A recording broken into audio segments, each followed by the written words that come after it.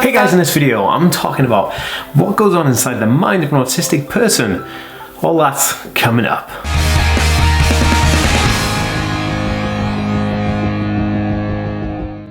Hey everybody, welcome back to the Aspie world. My name is Dan. I have autism, ADHD, OCD and dyslexia, and I make weekly videos on this type of stuff. So if you're new around here and you've stumbled across this video and you want to learn more about autism, remember to hit that subscribe button by clicking the notification bell. And if you're watching on Facebook, be sure to give this page a like and a follow to see more videos just like this. Oh yeah, it's been a hot minute, guys. It's been a hot minute. It's nice to have everybody back here talking about educational stuff, and I just wanted to do this video because I've been doing loads of different videos recently, but I always think to myself, do people know what goes on inside the mind of someone on the autism spectrum? What are they typically thinking about? So I'm going to go through a kind of, I don't know, more of a personal rundown of how I kind of see things, and then yeah, maybe it'll help. Maybe it'll help you kind of have a bit more of an insight.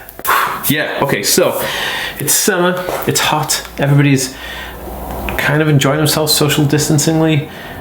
Anyway, let's jump into the video. Okay guys, so at the beginning of the video I just wanted to read out some questions people have asked me over on my Instagram. I'm just going to read out like maybe one or two questions from Instagram. Okay, so this question is from 0WOCOVA, I'm not sure how to say that, and they said how to deal with anxiety panic. Well, the best way to do this is breathing techniques.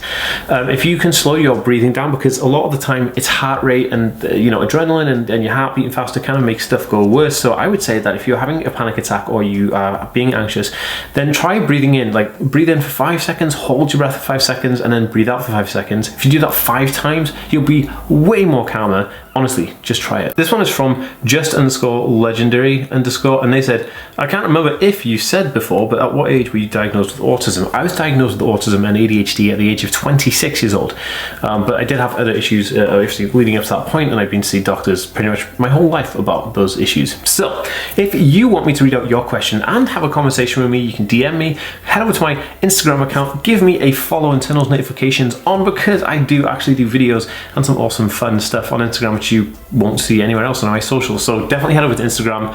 Big loves for that. Okay, so the mind of an autistic person. This is quite interesting because we've all seen that film Rain Man, and in Rain Man Dustin Hoffman portrays a guy who he's portraying a guy on the autism spectrum but more of a savant syndrome. So he's he has a bunch of different issues, but he's still classified under the umbrella of autism spectrum disorder, and but he's a savant, which means that he has low engagement with people socially. Communication is pretty much zero. And if you see the movie, it's quite interesting, it's fascinating. But that was kind of a way of them to try and introduce autism to like the movie side of things in Hollywood. But regards to that movie, that is very much nothing like how the average autistic person is. That's more of like a specific autistic condition, and it was a great film, but I think it doesn't really answer a lot of questions people have, like what's going on inside the mind of people on the autism spectrum. So here I am to explain some of that. So in terms of what goes on inside the mind, I wanted to talk about like how I see things. Like, so to me, everything is quite chaotic. I see that all lights are bright, even the sunshine is like super bright, and that causes almost like a feeling. So the light coming in causes a feeling like it's like almost like pressure. When I see light, it feels like pressure, and that pressure is like an occupying momentum inside my mind. So it's like an occupying space that I have to think about. So then if someone's if I'm outside and it's hot, that's something that's occupying my area. Then the light is really bright and that's occupying my area, and if somebody says to me like, oh Dan, can you just do this, and I might snap because I'm like trying to navigate my way through these two huge occupying areas, which is the overstimulation from things like the light or certain smells or certain sounds that I'm hearing, or like textures of food, or like a pattern. So this is another thing inside the mind. In my mind, I like to have things kind of laid out in a linear format,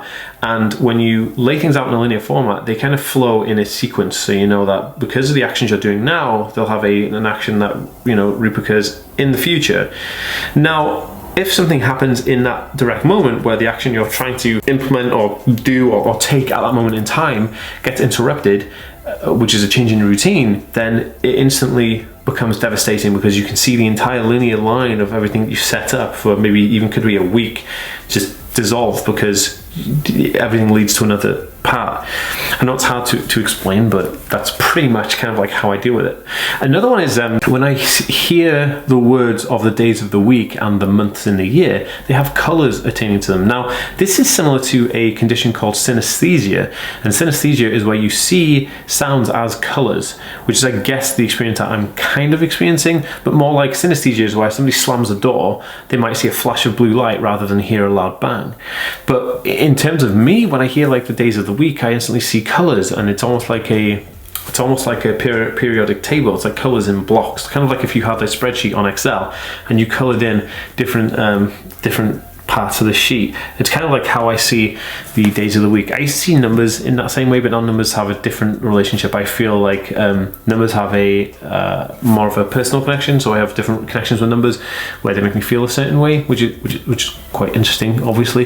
But synesthesia is something that comes quite comorbidly with autism, which means it's co-occurring with autism, and it's very much a common thing that people on the spectrum do experience. Now, something else which is really interesting, and it's hard to explain, but I'll explain it the best I can, is there are certain words that I hear, and those words actually cause me physical discomfort. So like, I'm not going to say the words, but when I hear certain words, it makes me like, it's almost like a pain. It's almost like a pain. And it happens as well with like certain music, or it could be a certain smell. It actually makes me feel kind of like, it's painful to hear those things, and it's just like one simple word or just one line of a song, but those things are quite painful, and I can't really explain it. It's almost like instead of just registering those things as what they are, my brain is, or my mind is telling me that this is a painful experience. So there are certain like no words in my in my mind that people can't say when they're around me.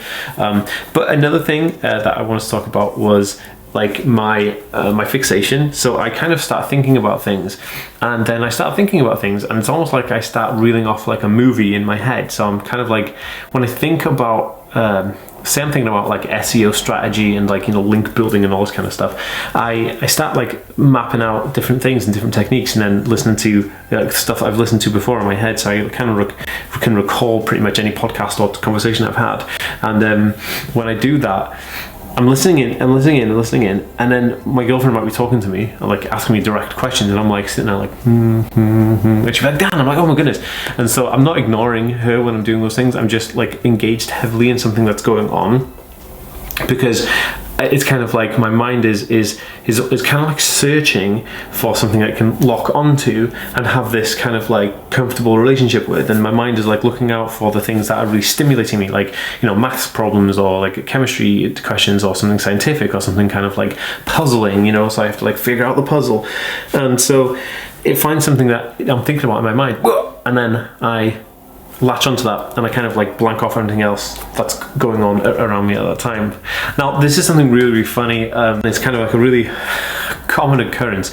I'll like hear a joke or like hear something that's funny, but I'll just take it in and I'll absorb that information, and then I'll be thinking about it, and I'll be thinking about it, and I'll think about it for quite a while actually, and then maybe a couple of weeks later or a couple of months later, I'll just burst out laughing, because like I'll just think about that joke, and then I've had time to process the joke, and then it just makes me laugh all the time. So I might just burst out laughing, and my girlfriend's like, what are you doing? What are you laughing at? I'm like, oh, just a joke I heard a couple of years ago. And that happens quite often. That happens actually very often. And it's an unusual experience, I guess, but I do like it, because it makes me enjoy things twice, I suppose. At the moment you enjoy it, and then the moment that you recall it. Now, another thing that happens is when I hear certain words, when I hear certain things, I just kind of repeat them in my head. I hear something and I'm like, huh. And I just repeat the word, almost to the point where I get obsessed. I just sit there repeating the word for hours and hours in my head, and then I'll go searching for it, and then look about that word and look it up and see where it's used, how it's used, what's the history of that word. But it'll just stick for ages. It's so bizarre. I don't even know why. There's no common thread to it. It's not like I want to hear like engineering terms, I want to hear like science terms. It's nothing like that. It's just random words. It could be Skittles. I'm like, huh, it's an interesting word, and Skittles, and it just like repeat itself in my mind. Having that kind of like really is pretty interesting. The other thing is that like I feel like things have like awareness, like objects have awareness. So I get really sad when I throw things out, because I feel like there's a connection between you and that thing, like an spoken and written connection. That's hard to explain. I know, like, say I was gonna check this like mouse out, I'd be like, oh, okay, well this is a mouse, it's like, it's broken, it's no good, but when you put it out, it's kind of like it has its own personality, it's like a thing. And so then I've had a hard time throwing things out. I used to like hoard loads of like rubbish all the time. Like I collect action figures because like I feel like there's like a connection with them. It's hard to explain. It's almost like, I don't know, it's a weird connection like I have with objects, and then those objects become part of who you are, I guess, and then and that's my obsession with objects. So the other thing is that like I wanted to just cover sleep, and sleeping is really difficult for very simple reasons. Sleeping is difficult because my mind is always thinking about things. I'm always like thinking, oh, what am I going to do next? I'm thinking about like fixing puzzles. I'm thinking about like making something. Or I'm thinking about making a video, or like how I'm going to do my website. Or there's loads of things that I think about all the time. And when I'm trying to go to sleep, I'm sitting there like going over all these things because I've got complete silence around me because it's nighttime and everyone's asleep. And I can just sit there just logically thinking these things out, but then I'm really tired, so I need to go to sleep. So I'm trying to sleep and my mind's just like, just going off crazy miles an hour. And it's a very interesting experience, but it also causes a lot of sleep issues. Now, I actually did a whole series of like different ways to help people on the autism spectrum sleep, and if you're interested in watching those videos, I will leave a link to the playlist in the card above here and in the description below, and I'll probably link it in the end card as well, because there's loads of good tips and tricks for how I overcome like not sleeping to then being able to sleep just by using these tricks. But check them out anyway, they're super awesome. Guys, if you enjoyed this video, please make sure to hit that subscribe button because you don't want to miss out on any more videos. And also check out the links in the description below because there's a bunch of links there with cool stuff going on. And if you liked the video, give it a thumbs up, and I'll see you next time, guys. Peace.